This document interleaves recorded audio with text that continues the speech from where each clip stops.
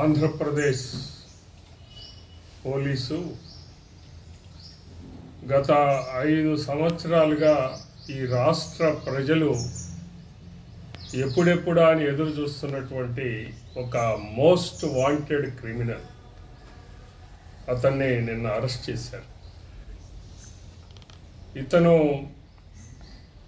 మనం చూసాం గత 5 సంవత్సరాల నేరమయ పరిపాలన, ఏ మాత్రం కూడా ప్రజాక్షేమాన్ని కాంక్షించి చేయనటువంటి పరిపాలన, ఏదైతే ఒక మాఫియా, ఒక క్రిమినల్ గ్యాంగ్ కింద నుంచి పైదాకా ఆ వ్యవస్థీకృతమైనటువంటి నేరాన్ని నడిపారో, ఆ నేరంలో హై లెవెల్ భాగస్వామి నిన్న పట్టుబడ్డాడు.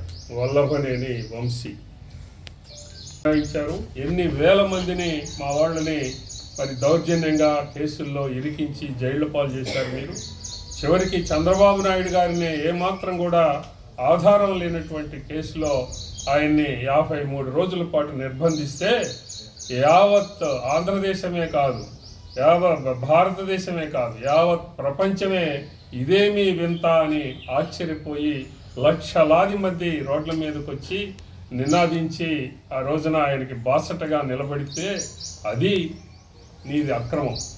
అంతే తప్ప ఒక వాంటెడ్ క్రిమినల్ని, ఒక వ్యవస్థీకృతమైనటువంటి నేర సామ్రాజ్యాన్ని నిర్మించినటువంటి వ్యక్తిని, మరి ఏమాత్రం కూడా ప్రజలు అంటే ఏమాత్రం కూడా లెక్కలేనటువంటి వ్యక్తిని, అసలు న్యాయ వ్యవస్థ అంటేనే బేఖాతరు చేసేటటువంటి వ్యక్తిని అరెస్ట్ చేస్తే ఇది అక్రమం అని అంటే అసలు మీ బుద్ధిని ఏమనాలా? మీరు మనుషులా కాదా?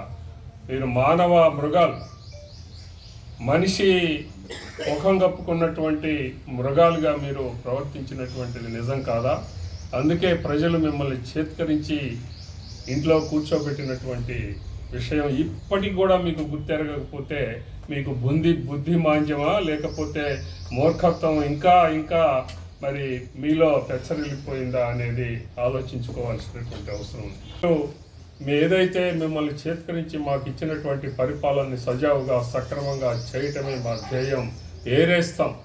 మీ మాఫియా సామ్రాజ్యం మొత్తాన్ని ఏదైతే నడిపారో, ఆ రోజు ఉన్నటువంటి వ్యవస్థలన్నింటినీ ఏ రకంగా భ్రష్టు పట్టించారో ఒక్కొక్కడిని మరి చట్ట ప్రకారమే మిమ్మల్ని అందరినీ కూడా ఏరివేయటం అనేది మరి అది మా యొక్క పద్ధతి. ఆ రకంగానే వెళ్తాం తప్ప మరొక రకంగా వెళ్ళం. సక్రమమైనటువంటి విధానంలోనే వెళ్తాం. ఏ వంశీ ఇక బయటికి రాలేడు అనేదే మేము అంటా ఉన్నాం. కేసులు పెట్టారు, కేసులు కూడా అంటా ఉన్నారు రేపో మాపో బయటికి వస్తాం, మీ అంత చూస్తాం అనే తరహాలో మాట్లాడుతూ ఉన్నారు. యంత్రాంగాన్ని బెదిరిస్తూ ఉన్నారు. ఒక్కొక్కళ్ళు మీ ప్రేలాపనలు ప్రేలుతూ ఉన్నారు.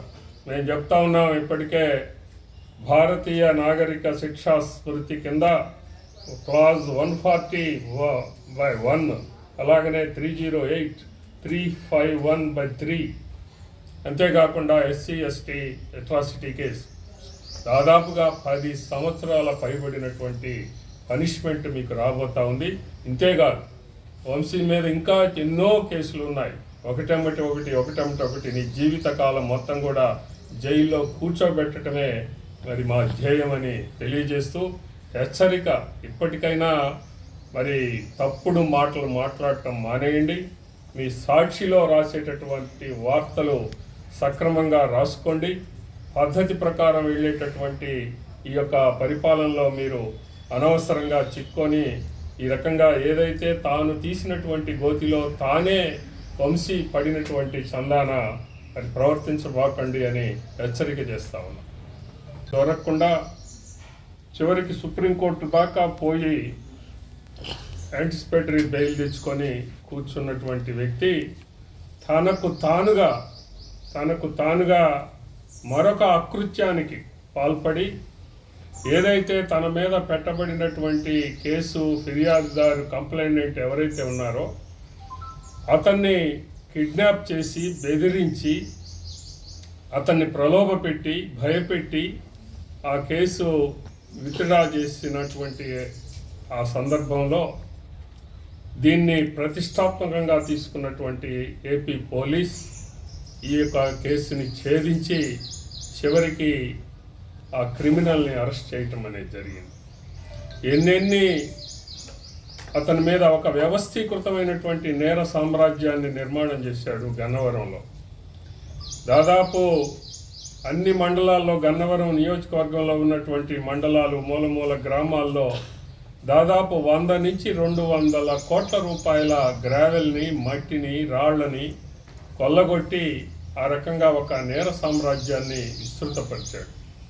ఎక్కడికక్కడ తనకి బాగుంది అనుకున్నటువంటి స్థలాల్ని బెదిరించి మరి కైవసం చేసుకున్నటువంటి అనేక కేసులు అతని మీద ఉన్నాయి. ఇప్పటికే ఇలాంటి క్రిమినల్ ఈ రోజున అరెస్ట్ అయితే వైఎస్ఆర్సీపీ వాళ్ళు ఇది అక్రమమైనటువంటి కేసుగా పరిగణిస్తూ ఉన్నారు. ఏది అక్రమం?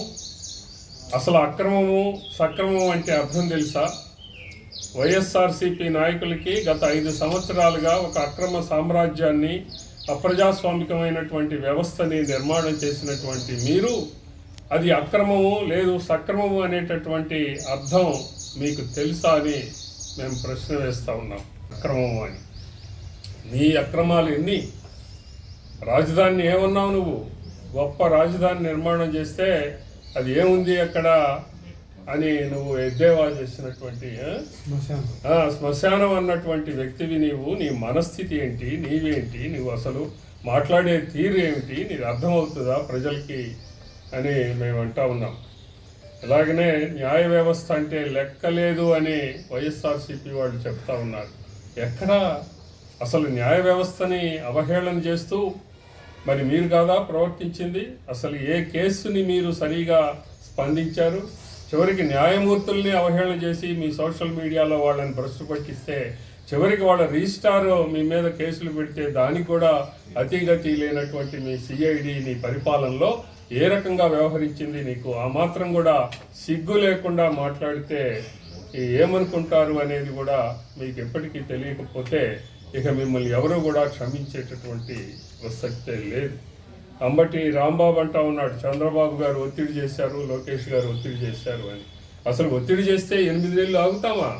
మేము వచ్చిన మొదటి వారంలోనే మీ అందరినీ తీసుకెళ్ళి జైళ్ళల్లో మీరు ఆ రోజు చేసినట్టు మేము కూడా జైళ్ళల్లో మరి వేయలేకపోయామా? మాది సక్రమమైనటువంటి పరిపాలన, ఒక పద్ధతి ప్రకారం వెళ్ళేటటువంటి పరిపాలన. ఇప్పటికీ మా కార్యకర్తలు కోరుకుంటా ఉన్నారు, ఇప్పటికీ అసలు మిమ్మల్ని కూడా ఆ రకంగానే జైళ్ళల్లో తోసేయాలా, కేసులు పెట్టాలా అని అనుకుంటా ఉన్నారు. కానీ ఇది ఒక డిసిప్లిన్ ఉన్నటువంటి పార్టీ, అలాగనే ఒక ప్రజాస్వామ్యయుతమైనటువంటి పరిపాలన నడిపేటటువంటి చంద్రబాబు నాయుడు గారి యొక్క పరిపాలనా వ్యవస్థ ఇది. మీలాగా అలా అక్రమంగా చేసేటటువంటి వ్యవస్థ కాదు.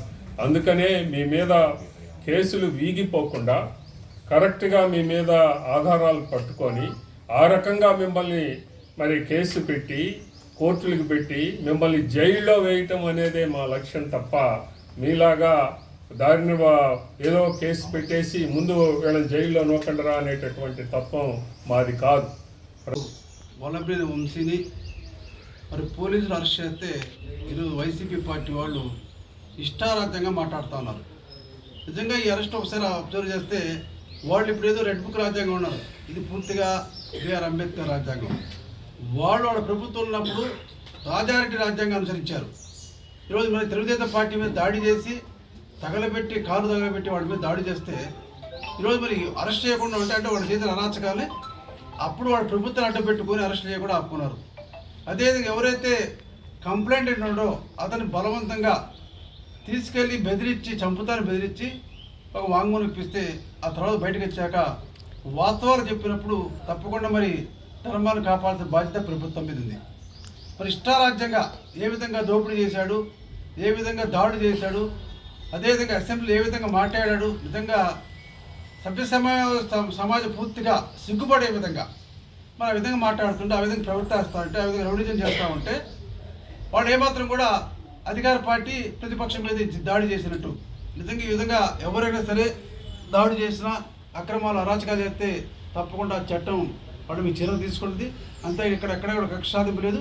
గత ప్రభుత్వం వైసీపీ ప్రభుత్వం, జగన్మోహన్ రెడ్డి ప్రభుత్వం పూర్తిగా కక్ష సాధింపులు. ఆ రోజు నిజంగా చంద్రబాబు నాయుడు మీద ఎటువంటి నేరం లేకుండా ఎటువంటి ఆరోపణలు చేశారు తప్ప ఎక్కడ ఏమాత్రం ఆధారం లేదు. సుప్రీంకోర్టు కూడా మనం మందలిచ్చింది, ఎటువంటి ఆధారం లేకుండా ఇంకోసారి మాట్లాడితే సీనియర్ న్యాయవాదిని కూడా ఇంకోసారి దాని గురించి మాట్లాడితే చాలా సీరియస్గా ఉంటుందని చెప్పి కూడా సుప్రీంకోర్టు బెంచ్ కూడా మందలిచ్చింది. అంటే వాళ్ళు పెట్టి పూర్తిగా తప్పుడు కేసు మంత్రి రవీంద్ర గారి మీద కావచ్చు, అదేవిధంగా అచ్చెన్నాయుడు మీద కావచ్చు, చంద్రబాబు నాయుడు మీద కావచ్చు, అదేవిధంగా లోకేష్ గారు కూడా అరెస్ట్ చేయడం ప్రయత్నం చేశారు. తప్పుడు కేసులు పెట్టింది, అరాచకాలు చేసింది వాళ్ళు. మా ప్రభుత్వం, మా నాయుడు చంద్రబాబు నాయుడు గారు అరాచకానికి ఏమాత్రం ఒప్పుకోడు. ఎవరు తప్పు చేస్తే తమ పార్టీ అయినా సరే తప్పకుండా మందలిస్తారు తప్ప దీన్ని కూడా ప్రోత్సహించు. జగన్మోహన్ రెడ్డి గతంలో వాళ్ళ నాయకులకి ఒక స్క్రిప్ట్ ఇచ్చి తెలుగుదేశం పార్టీని ఏ విధంగా తిట్టాలి, చంద్రబాబు ఏ విధంగా తిట్టాలని చెప్పి గతంలో వాళ్ళు చేశారు తప్ప మా నాయకుడు, మా పార్టీ క్రమశిక్షణకి ఖచ్చితంగా కట్టుబడి ఉంటుంది. తప్పు చేసిన వాళ్ళని కూడా ఉపేక్షించరు. ప్రతిపక్షంగా స్వపక్షమైనా సరే తప్పులు చేస్తే ఖండిస్తారు. దీన్ని మాత్రం ఇప్పటికైనా వైసీపీ వాళ్ళు తప్పుడు ఆరోపణలు కాకుండా నిజంగా చట్టానికి ఇప్పుడు న్యాయస్థానం నిర్ణయిస్తే దాడి జరిగే వాస్తవం కాదా, పూర్తిగా దాడి జరిగి అందరు టీవీలు అందరూ చూస్తూనే ఉన్నాం. కారు తగలబడి దాడి జరిగిపోయి ఇక్కడ మా ఇన్ఛార్జ్ అయినటువంటి అబ్జర్వర్ చిన్న కారు తగలబడుతుంది. ఆ విధంగా చేస్తే అంటే ఈ దాడి ఎవరు చేయలేదా అంటే ఎన్ని కూడా అద్భుత కల్పన. ఎన్ని చూస్తామంటే ఇప్పటికైనా వైసీపీ పార్టీ వాడు ఒళ్ళు దగ్గర పెట్టుకు మాట్లాడదు తప్ప అవాస్తవాలు చేసి ప్రజల్ని పక్కదావ పట్టించద్దు. ఎవరైనా సరే తప్పు చేస్తే సీరియస్గా ఉండి చర్యలు తీసుకోవాలని చెప్పి తెలియజేస్తా ఉన్నాం.